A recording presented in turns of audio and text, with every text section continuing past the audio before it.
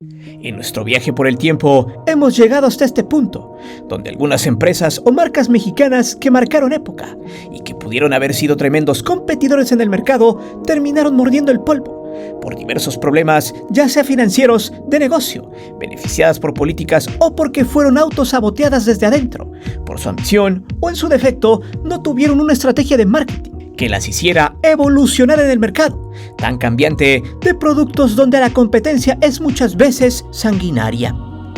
Hoy, en esta lista nos encontramos con diversos factores por los cuales terminaron por morir.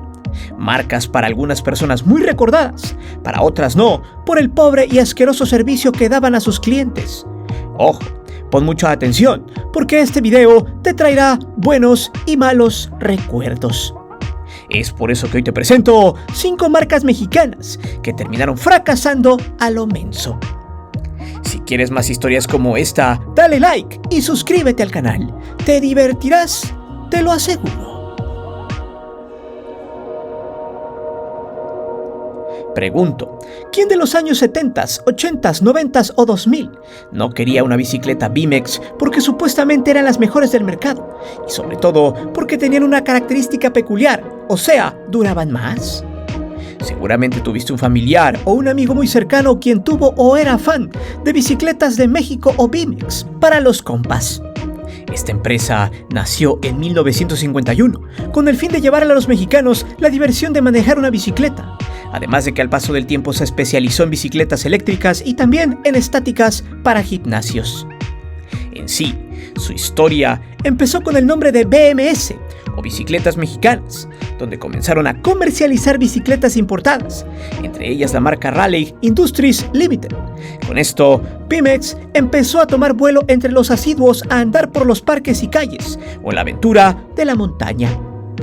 Algo que a la fecha sigue siendo muy casual en muchos puntos del país. De hecho, para que fuera negocio, BMX tuvo no solo que hacer bicicletas, sino comercializar con motocicletas marca Yamaha, las cuales fueron el soporte financiero de la empresa. Con esto, y con el auge de las bicicletas mexicanas, la empresa creció hasta que en 1986, Grupo Carso la compró. Hasta ahí, seguía siendo una marca 100% mexicana, porque muchos dirán, oye, pero BMX sigue vigente. Bueno, ya veremos más adelante lo que le pasó. En fin, al paso de los años, BMX siguió produciendo bicicletas para todas las edades y también para diversos usos, como infantiles, montaña, deporte extremo, gimnasios. Entre sus productos más reconocidos se encuentran las bicicletas Avenger, que fueron famosas por ser sencillas y todoterreno, pero enfocadas al público infantil. La Beachman Cruiser, que iba directo al hogar para paseos en familia o entrega de pedidos. Muchos que se dedicaban al servicio postal la utilizaban, o la Chopper, una muy peculiar que hacía alusión a una motocicleta Chopper donde el asiento tenía respaldo y el manubrio estaba más alto de lo normal. Además, competía en el mercado con la extinta marca Vagabundo. ¿O qué tal las rodadas, que eran enfocadas a la montaña y al senderismo?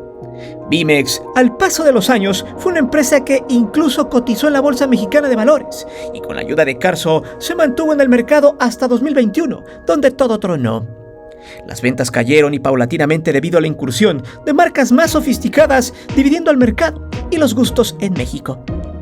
De hecho, su punto flojo fue no haberse preparado para la competencia, debido a que otras marcas como Canyon Trick o Scott Scale llegaron a México con mejor tecnología como la fibra de carbono o el aluminio 7075, además de atrevidos diseños que enamoraron por completo a los consumidores. BMX no se pudo reinventar y quebró en 2021 por falta de presupuesto y pérdidas en las ventas, además por la incursión de fabricantes chinos con los cuales traía pleito desde 2014, cuando solicitaron una revisión de los aranceles por el tema de importaciones. Sin embargo, el panorama de BMX fue alentador para la marca, pues en 2021 dejó de ser mexicana en su totalidad, pues el empresario chino Bao Ronglin, por medio del Grupo Oriental, adquirió la marca para reinventarla a través del nearshoring, el cual consiste en mudar a las empresas a un lugar donde sea más redituable su permanencia. Ronglin es presidente de Grupo Oriental, pero también dueño de BMX, quien adquirió la marca mexicana. No obstante, en este 2023 inauguró en Xochitepec, en el estado de Morelos, el Centro de Innovación Tecnológica de Bimex, donde se fabricarán bicicletas de diferentes modelos y también eléctricas.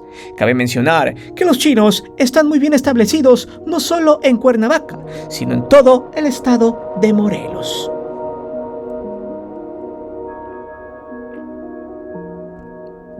Esta seguramente es una de las empresas mexicanas que más se recuerdan a la gente, que vivió los años 70, 80 y 90 y que tienen que ver con masa. Esta fue Somex quien empezó todo. Si no entiendes de lo que hablo, ve el capítulo 3 de esta historia que dejaré en la descripción. Porque en aquellos ayeres hubo un momento donde México pudo competir en la industria automotriz a gigantes del orbe como Chrysler, Volkswagen o Ford, debido a que en México existía una armadora de autos llamada Vehículos Automotores Mexicanos, o por sus siglas en español, VAM. De hecho, en su momento, los inicios de esta marca fue el vivo ejemplo de empezar desde cero, a partir de los años 40 y 50, donde se hicieron de la opción de distribuir carros gringos llamados Willys, por lo que estos mexicanos empezaron llamándose Distribuidora Willys Mexicana. Al paso de los años y ante el éxito en ventas, llegaron a un acuerdo con la entonces famosa marca AMC, o la American Motors Corporation, la cual había dado la licencia para que estos armaran sus autos en México, estableciendo también acuerdos con el gobierno en turno para dar todas las facilidades del lugar de ensamble, naves industriales y opción de crear incluso un auto. Fue así como la distribuidora evolucionó a una compañía armadora que se estableció en el Estado de México. De hecho, esta acción creó lo que fue su producto estrella, y el cual muchas familias opulentas mexicanas recuerdan con nostalgia. Fue así como se formó la ensambladora llamada Vehículos Automotores Mexicanos, manufactura mexicana, diseños mexicanos, todo era mexicano bajo el prestigio de AMC, el cual en los años 70 y 80 se había establecido como una de las marcas de autos de buena calidad, seguridad, motorización e incluso le competía a marcas muy fuertes como Ford, pues VAM había creado el famoso Gremlin, el cual fue uno de los más aclamados por los mexicanos. Por su diseño inusual, por su estilo deportivo, 2 puertas, pero con un trasero recto con ventanal gigantesco. Fue uno de los modelos de AMC más vendidos, un subcompacto casi todoterreno. El auto se fabricaba en Estados Unidos, Canadá y México, siendo este último país el que lo aclamó más, debido a la potencia de su motor y al tiempo de 0 a 100 que superaba a sus competidores de la época, que era de 12,6 segundos, además del bajo consumo de gasolina.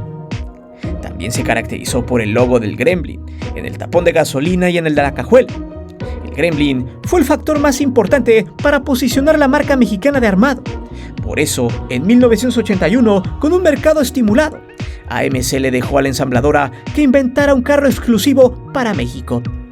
Fue así como nació el famoso Lerma, nombre que hizo referencia al lugar donde se ensamblan los autos. El Lerma nació con 3 y 5 puertas hatchback en 2 versiones, 610 y 620. Con un motor de 6 cilindros de 4.5 litros y 129 caballos de fuerza, un tanque de 70 litros de gasolina, características muy ambiciosas para los autos de la época, además de que cada pieza se había hecho exclusivamente para ese auto.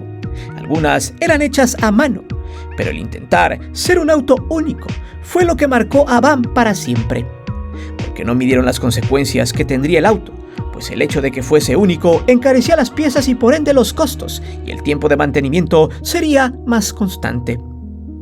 Lerma se había basado en modelos como el Spirit o el Concorde, para generar una combinación de buen motor y sobre todo confort. Los colores del auto en su interior fueron 4, negro, marrón nuez, azul cielo y rojo vino, además de tener algunas incorporaciones de madera en su tablero. El truco del Lerma era que todo su diseño y motorización no solo era creado por mexicanos, sino que en su totalidad fue un auto que innovó en materia de acabados y la originalidad de estos. No existió, al menos de manufactura total mexicana, un carro similar. En opinión de uno de los creadores del Lerma, el ingeniero Salvador Díaz Espejel, dijo sobre el nombre: para ello se convocó a un concurso interno donde los empleados literalmente bautizaran al modelo nuevo. Como es obvio, el ganador y por mucho fue el Lerma. Esto en alusión a la planta de motores que la marca tenía en la demarcación mexiquense homónima. El segundo lugar, aunque muy rezagado fue el láser. El Lerma tuvo un debut y despedida, pues los costos de este auto se disparaban como un V8 de lujo de la época. Además, el tiempo para impulsarlo de 0 a 100 km por hora era de 17,6 segundos, debido al peso de la carrocería, el cual constaba de 1.490 toneladas. Además de perder la carrera en ventas con el Gran Marquis, el cual enamoró al público opulento. BAM y su Lerma terminaron con un total de ventas en ese año con 1.853 unidades, nada comparado con las 30.576 de Dodge Dart, 27.821 de Ford Fireman o los 14.275 de BAM American. Lerma fue descontinuado en 1983 y la empresa BAM se fue a pique. Luego intentó fusionarse con Renault, pero fracasó. Textual: no se puede decir que el Lerma fue un fracaso, debido a que la inversión vertida en su desarrollo fue recuperada al poco tiempo. Asimismo, fue un modelo que ayudó a mejorar la imagen de la marca, ya que era común que la gente llegara a las agencias para conocerlo en vivo, aunque al final se llevaran un modesto American. Otro punto que no ayudó es que la red de concesionarios de BAM siempre tuvo problemas para vender automóviles de lujo, rememoró el antiguo gerente de planeación de productos. Al final, BAM se fue a la quiebra para siempre, dejando al Lerma como un mítico auto, creado, diseñado, armado y delineado por mexicanos.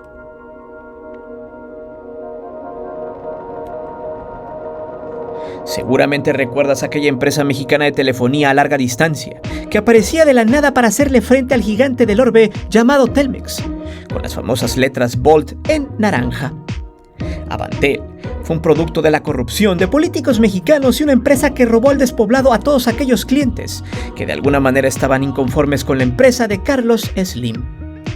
En 1994, gracias a empresarios de Banamex, en conjunto con MCI Incorporation, fundaron Avantel, una empresa dedicada a dar servicio y conexión a larga distancia ante el monopolio de Telmex en ese entonces. Recordemos que a principios de los 90s y durante toda esa década, llamar a los familiares de ciudad a ciudad, o estado a estado, o país a país, salía en un ojo de la cara por minuto. De hecho, en otro video explicaremos el final de la Datel, la 91, 95, etc. Avantel surgió gracias a la desregularización de las telecomunicaciones en México, o sea, se abrió el espacio de radiofrecuencia para que pudieran venderse espacios a nuevos inversores, muchos de ellos amigos de la política. Fue así como usualmente el político y empresario Francisco Gil Díaz se convirtió en CEO de Avantel en 1997, cuando la empresa ya tenía poco tiempo de haber iniciado operaciones en México. 3 años más tarde, se incorporaría al gabinete del presidente Vicente Fox como el famoso secretario de Hacienda y Crédito Público, pero en 1993 ya había adquirido cargos políticos, como el de subgobernador del Banco de México. O sea, el tipo se la sabía y entendía que el negocio de las telecomunicaciones empezaría a estar en su auge. Avantel inició rentando líneas. De hecho, tuvo que pagar al inicio una cifra de $70 millones por la renta de líneas a Telmex. El punto es que Avantel vendía en primera instancia llamadas a larga distancia. Muchas veces se vendía como una compañía barata, con mejores precios que Telmex, hasta un 40% más barato según, pero solo era pura mentira, debido a que varios clientes notaron que los precios fluctuaban mucho de día a día, y otro sin respetar una tarifa única, como lo hacía Telmex. Ahí estaba el truco. Sin embargo, para muchos otros era una empresa que valía la pena. El tema es que tras crecer en sus inicios como alternativa, esta empezó a meterse al negocio de Internet, el cual dominó cierto tiempo y se convirtió en la primera empresa mexicana que construyó una red independiente de Internet en México, la cual vendía a clientes y a empresas. También entraron al negocio de voz IP, que es el audio o voz trasladado por metodología IP, algo como lo que fue FaceTime. El servicio se utilizaba más que nada dentro de las empresas o también para clientes residenciales, además de ofrecer el servicio de números gratuitos y redes de voz intraempresariales. Aún así, Avantel no pudo sostenerse por sí misma. A pesar de que era complicado entrar al juego de las telecomunicaciones, tuvo que ser rescatada por Axtel en 2006. A pesar de eso, por aquellos ayeres se hicieron famosos por no acatar la ley que el gobierno había impuesto sobre la famosa tarifa del que llama paga, porque según afectaría a los clientes y sobre todo generaría distorsiones en el mercado. Para esos entonces, el gobierno había eliminado la marcación 01 para llamar a larga distancia. Avantel la conservó, pero tiempo después fue comprada por Axtel, la cual acató todo lo que la ley proponía en ese momento.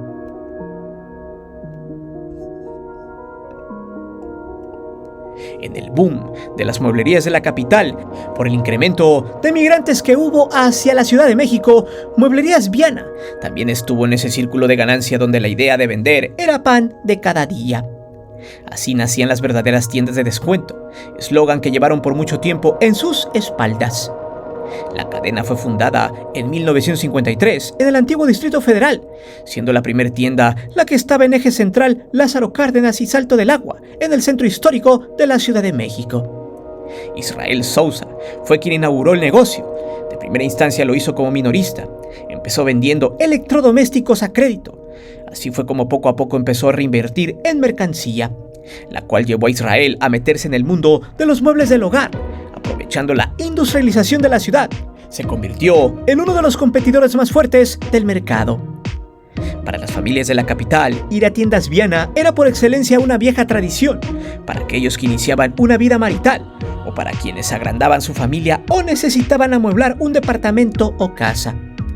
Viana se convirtió en la primera opción de la ciudad.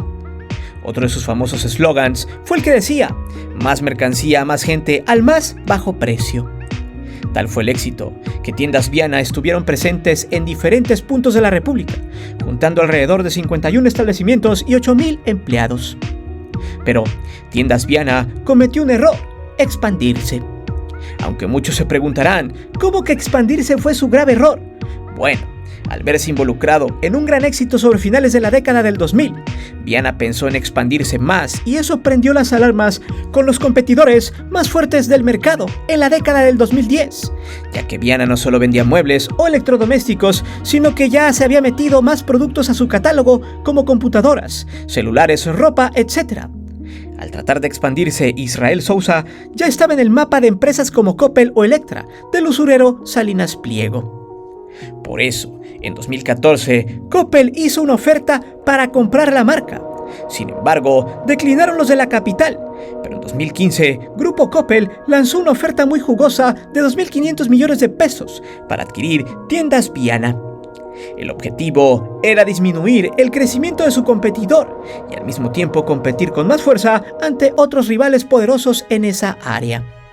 En 2015, la COFECE dio el visto bueno para la compra, argumentando que Coppel no estaba incursionando en prácticas monopólicas, por lo que ese año, Tiendas Viana pasó a ser Coppel, desapareciendo del mercado para siempre luego de 62 años de existencia. Al final, Israel Sousa y su familia se fue a vivir una eterna vida en la opulencia terrenal, pero se fue feliz porque Viana compitió de tú a Electra, Coppel, la extinta Fábricas de Francia, Salinas y Rocha, Suburbia, Muebles Dico, Muebles Rosen, Troncoso, entre otros.